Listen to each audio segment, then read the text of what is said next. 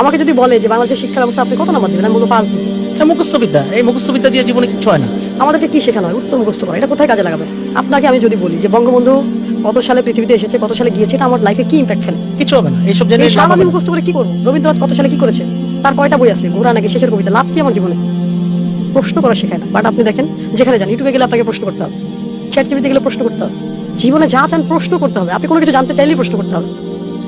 So without question আপনি কিভাবে বড় কিছু হবে? আপনি শুধু অ্যান্সার খোঁজেন, মুখস্থ করেন। ক্রিয়েটিভ হবে কখন জাতি?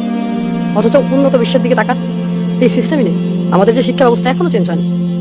মানে কিভাবে আমি বুঝি না, এই শিক্ষা ব্যবস্থা দিয়ে আপনি কি করবেন? আপনি 20 বছর পড়াশোনা করে আবার শিখতে হয়, চাকরি হয় না। 11 লক্ষ বেকার ছেলে ঘুরে বেড়াচ্ছে, শিক্ষিত বেকার। তাহলে 20 বছর কি শিখলাম? 20 বছরের কি শিক্ষার কি প্রয়োজন? 20 বছর আপনাকে বড় করা হয়েছে। জীবন থেকে এই 20টা বছরের মানে এটা কিন্তু অনেক মূল্যবান একটা সময় নষ্ট হয়ে যায়। আর ওই যে প্রাথমিক শিক্ষা, এটা আমার কাছে মনে হয় ম্যাট্রিক পর্যন্ত এনাফ, ইন্টার পর্যন্ত এনাফ। এরপরের শিক্ষাগুলো আমার কাছে মনে হয় সাবজেক্ট ওয়াইজ হওয়া উচিত। আচ্ছা, আমার কথা হচ্ছে, আমার বাংলা সাহিত্য পড়ার কি দরকার? এই সাবজেক্টটা কেন রাখতে হয়েছে? না, যদি কবি টবি হতে চান তাহলে সে সাহিত্য পড়ালেখা করেন আপনি। এটা তো যার যার চিন্তা চিন্তা ভাবনা। ভাবনা। এটা আমার কথা হচ্ছে, তার মনে কি চায়। সে যদি ডাক্তার হতে চায়, আমি মনে করি তাকে 5 থেকেই সায়েন্স পড়ানো উচিত। সে এমন ভাবে ডাক্তার হোক যাতে সে প্রতিটা জিনিস বুঝতে পারে যে আমি কোথায় হিট করলে তার জীবনে।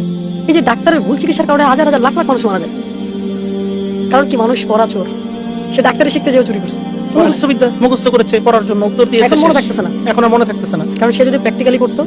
আচ্ছা আমাকে বলেন, এমবিবিএস করার পরে আবার ইন্টার্নি করতে হবে কেন? তার জীবন থেকে কতগুলো সময় নষ্ট হলো। তাহলে এমবিবিএস এ কি শিখাইলো তাকে? মাস্টার্স পাস করে আবার কম্পিউটার কেন শিখতে হবে? মাস্টার্সের ভেতরেই থাকতো ওই সাবজেক্টগুলো, এই যা যা দরকার এই সাবজেক্টগুলো। 20 বছর শেখার পরে ইংলিশ বলতে পারি না আমরা, তাহলে কি ইংলিশ শেখায়? এই শিক্ষা ব্যবস্থা আমাদেরকে শেখায় দাসত্ব। এমবিবিএস করার পর এই যে মানে বিজনেস, বিবিএ করার পরে সে চাকরি খোঁজে, তাহলে তার বিজনেস লার্নিং নেওয়ার কি দরকার? মানে আমি যখন এই প্রশ্নগুলো বলে, সবাই বলে যে আপনি কি প্রশ্ন করেন এগুলো? এটা তখন মানুষের কাছে উল্টা মনে হয়। বাট আমি যেটা বলছি ইটস রাইট, কারণ আপনাকে সমাজ এমন ভাবে ট্রেন করছে, আপনার জীবনটা ধ্বংস করছে।